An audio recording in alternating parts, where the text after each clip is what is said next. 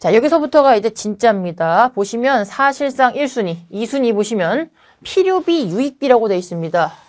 자, 앞에 거 보시면 저당물의 제3취득자가 그 부동산의 보존, 개량을 위해 지출한 필요비, 유익비. 자, 필요비, 유익비 많이 들어보셨을 텐데요. 필요비라는 것은 말 그대로 필요한 돈이고요. 유익비라는 것은 여기에 반드시 필요하진 않지만 이것의 어떤 사용 가치가 올라가는 비용을 유익비라고 합니다. 자, 내용 한번 보시면 저당권 설정 등기 후 목적 부동산의 제3취득자가 이것을 취득한 사람이 그 부동산의 보존, 즉 얘가 존재하려면 반드시 필요하다라고 해서 필요비라고 하고요. 요 보존에 필요한 돈을 필요비. 개량. 반드시 필요하진 않지만 가치를 증대시키기 위해서 필요했다. 유익비죠.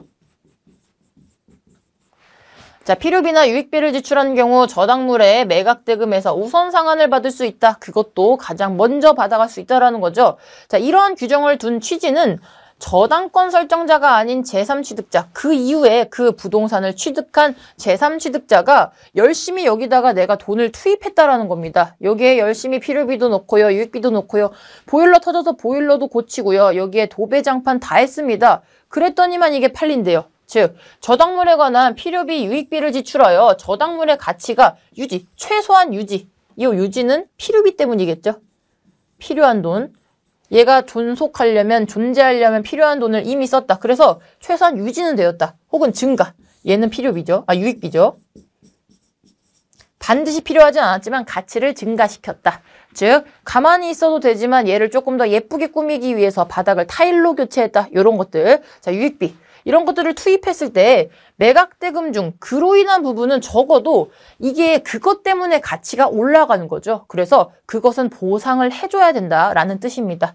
자, 이것은 일종의 공익비용으로 보아 경매대가에서 가장 우선해서 받아가야 된다라는 거죠. 즉, 이자 때문에 이 경매에 대한 이 부동산의 가액이 올라갔다라는 겁니다.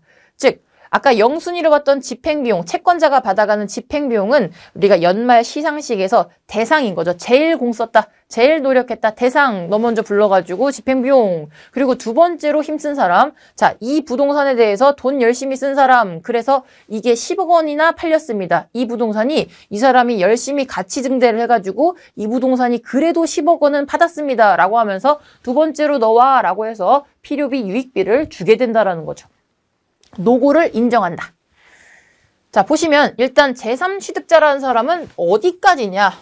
저당권 설정 등기 후에 제3취득자라고 설명을 드렸죠. 그래서 일단은 저당권 설정 등기 후에 그 목적물을 넘겨받은 사람이라는 것까지는 이해가 가십니다.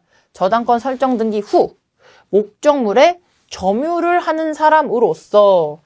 자, 그런데 점유만 하면 다 제3취득자에 해당되느냐? 그렇지 않고요. 점유는 기본이고요. 지상권, 전세권, 대항력 있는 임차권, 즉 대항력은 있는 사람이어야 된다는 겁니다. 저당권 설정 등기 후 대항력을 갖춘 점유자라는 뜻이겠죠. 그래서 단순한 점유자는 제3취득자에 해당되지 않습니다. 즉 대항력이 없는 사람이 여기 와서 돈을 써도 그것은 2순위로 받아갈 수는 없다라는 거죠. 자, 우리 실무상 통상적으로 필요비, 유익비는 어디까지 볼 수 있는지 한번 보도록 하겠습니다. 왜냐면 이거는 우리가 주장하는 거에 따라서 달라질 수가 있기 때문에 판례를 통해서 어디까지는 필요비로 보고 어디까지는 유익비로 볼 것인지를 좀 알아둘 필요가 있겠죠. 자, 필요비. 점유자가 목적 부동산을 보존하기 위하여 지출한 비용, 즉 이 부동산의 가치 증대를 위해서 쓴 것이 아니라 이 부동산이 재구시를 하려면 이거는 들어갔어야 됐다라는 겁니다. 즉 예쁘게 꾸미는 게 아니라 세수하고 로션 바르고 이렇게 생각하시면 됩니다. 자, 깨진 유리창 교체 비용. 깨진 유리창을 그대로 두면 모기도 들어오고요. 바람도 다 들어오겠죠. 그래서 이 부동산이 재구시를 하기 위해서는 깨진 유리창은 교체해야 됩니다. 즉 반드시 필수적으로 들어가는 비용이죠. 자, 그래서 깨진 유리창을 교체했다. 자, 보일러 수리 비용. 자, 얘는 유익비가 아니라 필요비입니다.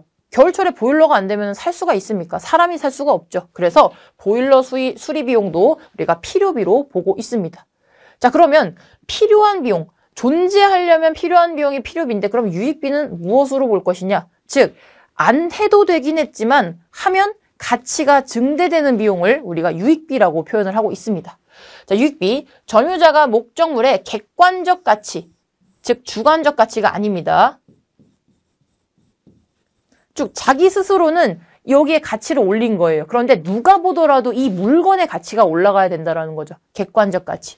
객관적 가치를 증가시키기 위하여 투입한 비용, 물건의 유지 보수에 필수적으로 필요한 비용이 아닌, 즉 필수적으로 필요한 돈은 필요비죠. 그것이 아니라 편의나 개량 등을 위해서 가치가 올라간다라는 거죠. 즉 이중창. 자, 창문 깨진 거는 이 부동산이 구실을 하려면 필요하죠. 자, 그런데 이중창.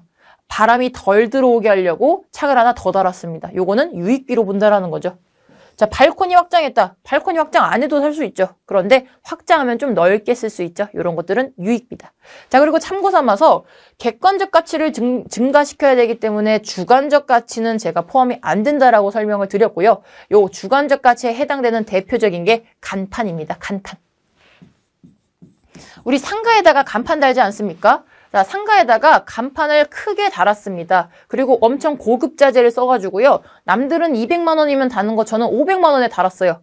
자, 그러면 이 간판 그 자체가 목적 물건의 객관적 가치를 증대시키냐? 그렇진 않죠. 그렇진 않고 해당 상가를 쓰고 있는 사람이 주관적으로 그것을 쓰는 동안에만 가치가 증대되는 것이죠.